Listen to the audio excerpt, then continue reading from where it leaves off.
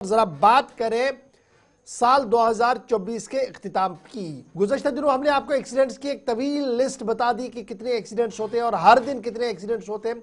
उन एक्सीडेंट्स के साथ साथ एक और फ्लीट हमारे पास होना चाहिए, एक कारवान होना चाहिए था जो क्रिटिकल केयर एम्बुलेंसेज या लोकल एम्बुलेंसेज जिसे आप कहते हैं। लेकिन आदाद शुमार ये बता रहे हैं कि जम्मू कश्मीर के सेहत महकमे की हर एक शोबे पर जब नजर डालते हैं तो कमियां बहुत ज्यादा नजर आ रही है।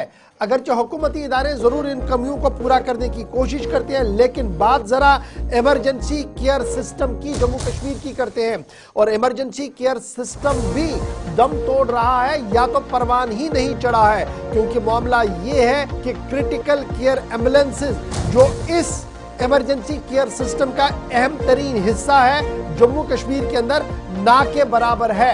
शेर Kashmir institute of medical sciences Sohra, SMHS अस्पताल श्रीनगर, LD अस्पताल श्रीनगर, बोन्स एंड जॉइंट अस्पताल श्रीनगर, इसी के साथ साथ महाराजा हरी सिंह का अस्पताल जम्मू और दीगर सरकारी अस्पतालों के अंदर सफिशिएंट केयर एम्बुलेंसेज जो है, ये जो क्रिटिकल केयर एम्बुलेंसेज है वो मुनासिब अगर 8 होनी चाहिए थी 2 है, अगर 5 होनी चाहिए थी कहीं पर तो 1 है। तो ये जो लैक ऑफ एम्बुलेंसेज है ये एक बड़ा सवाल पैदा कर रही है। ALS और BLS ये 2 तरह की एम्बुलेंसें होती हैं जी, ये इक्विप्ड करनी थी GPS के साथ, लेकिन खबर ये है कि आज के दिन में भी एंटायर यूनियन टेरिटरी के अंदर तमाम ALS और BLS एम्बुलेंसें जो है वो GPS के दायरे में नहीं लाई गई है। जम्मू कश्मीर के पास कुल मिलाकर 490 के आसपास एम्बुलेंसें हैं जो नेशनल हेल्थ मिशन के तहत दी गई हैं।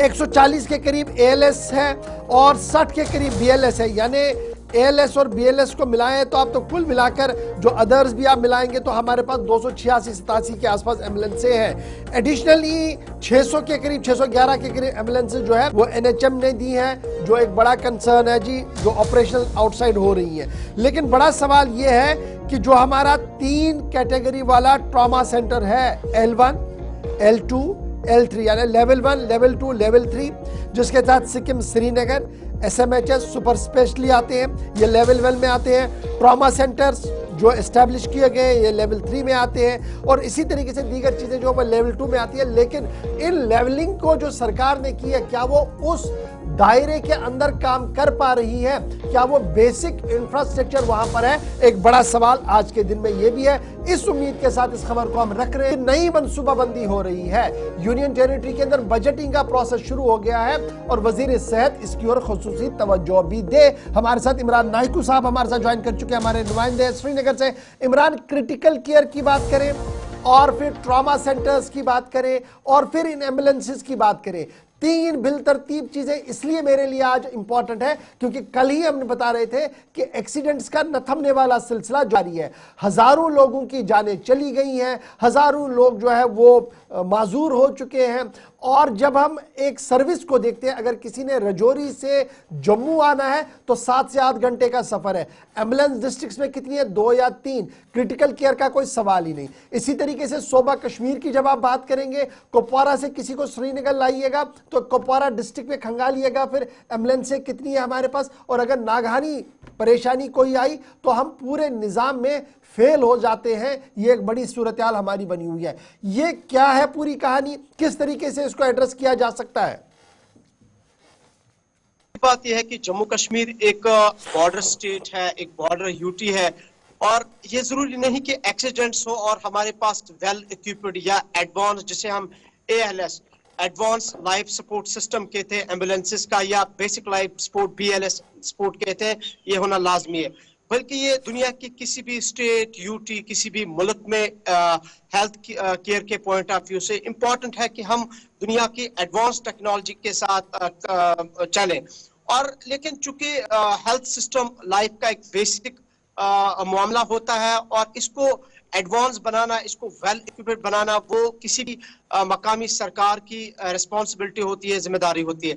लेकिन जब हम जम्मू कश्मीर पर नजर दौड़ाते हैं, जब हम फिगर्स को देखते हैं जब हम ऑफिशियल्स के साथ बात करते हैं और रिसर्च बेस्ड इन चीजों का पता करते हैं कि हम किस मकाम पे हैं, आल्दो कि अभी हम 2024-25 के इस एडवांस टेक्नोलॉजी के डिजिटलाइजेशन दौर में है, लेकिन हम देख रहे हैं कि हमारे पास महदूद ये जो एडवांस लाइफ सपोर्ट सिस्टम है एम्बुलेंसेस का, बेसिक लाइफ सपोर्ट सिस्टम है एम्बुलेंसेस का, जहां पे अभी जीपीएस की फैसिलिटी नहीं है, वेंटिलेटर्स की फैसिलिटी नहीं है।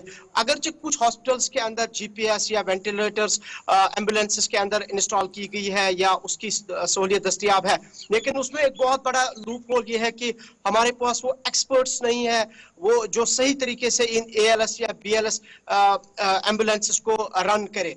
और दूसरी बात यह है कि अगर अब हमारे पास है भी, वो सिर्फ सरकारी महदूद अस्पताल के पास है, जिस तरह आपने भी कहा एसएमएचएस है, स्किमिसोरा है, या बोन एंड जॉइंट हॉस्पिटल है, या एलडी हॉस्पिटल है, यानी कि जो बहुत बड़े 3-4 हॉस्पिटल्स है, कश्मीर वैली के मैं स्पेशली बात करता हूं, या जम्मू के 1-2, वहां गवर्नमेंट हॉस्पिटल्स के अंदर अच्छा, लेकिन ये तो साफ है कि हमारे पास है, लेकिन बड़ा सवाल यही है ना कि हम रिस्क जोन एरियाज में है, सिस्मिक जोन में है, और फिर जो ट्रॉमा सेंटर्स हमारे बनाए गए हैं वहां बेसिक एम्बुलेंस भी नहीं है, एएलएस की तो बात ही दूर है। ये जो हम निजाम में बड़ी बातें लिखते हैं, कैटेगराइज वाइज सब कुछ करते हैं, लेकिन जब ग्राउंड पर देखते हैं कि एंटायर यूनियन टेरिटरी को जब आप खंगालते हैं, उधमपुर लखनपुर से लेकर डोडा किश्तवाड़ भद्रवाह तक आएंगे, फिर यहाँ डोडा से आगे आप कुपवारा तक जाइएगा, एलसी तक जाइएगा, तो सूरत हाल आपको बड़ी महदूद दिखती है। लेकिन बहुत अच्छा पिक्चर दिखती है जब आप अफसरों के साथ बैठते हैं, एक कोजी रूम में होता है, जब पावर पॉइंट प्रेजेंटेशन आती है, वो एम्बुलेंस से दिखाई देती है,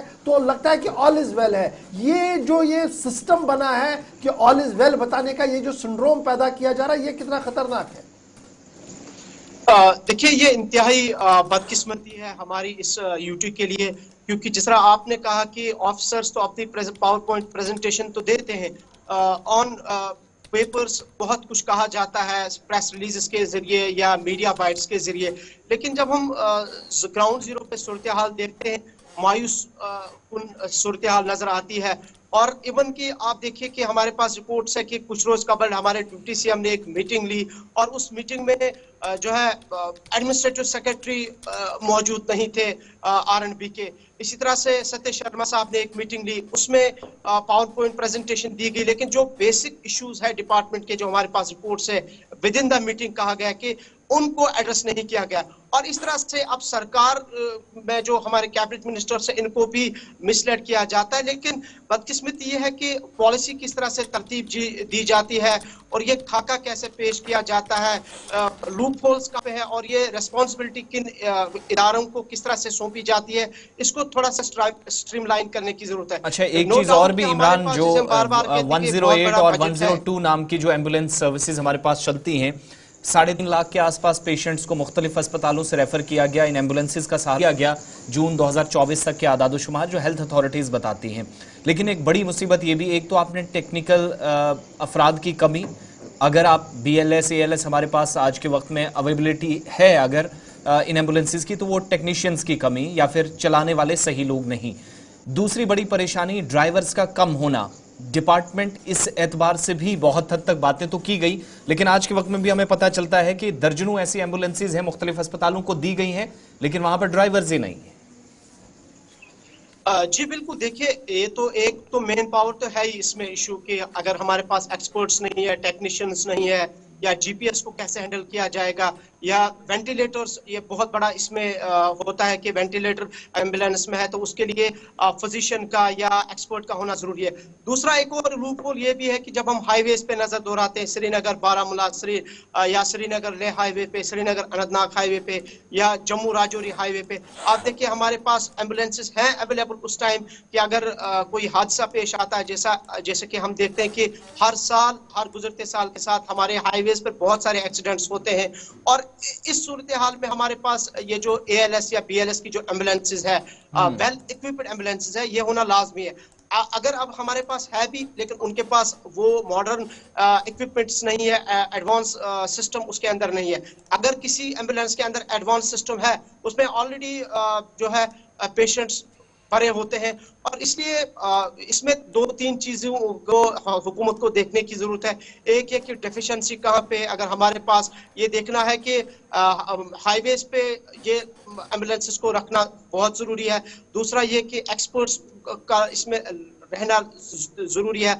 जीपीएस का ये जो एडवांस या एएलएस जिसे हम कहते हैं, एडवांस लाइफ सपोर्ट सिस्टम, जो हमारी वो तो ऑलमोस्ट हमारे किसी भी है, एम्बुलेंस उनको में रखना एएलएस, बहुत जरूरी कुछ ही एम्बुलेंस है हमारे पास है जो वीवी है इसके पीछे घूमती है, रेस्ट अल्लाह के हवाले ही सब कुछ है। बहुत शुक्रिया जी इमरान हमारे साथ ज्वाइन करने के लिए। लेट्स होप सो कि डिपार्टमेंट इसकी ओर जरा फौरी तौर तवज्जो दे और किस तरीके से निज़ाम को बेहतर बनाया जाए इसकी ओर जो है वो सोचा जाए जी।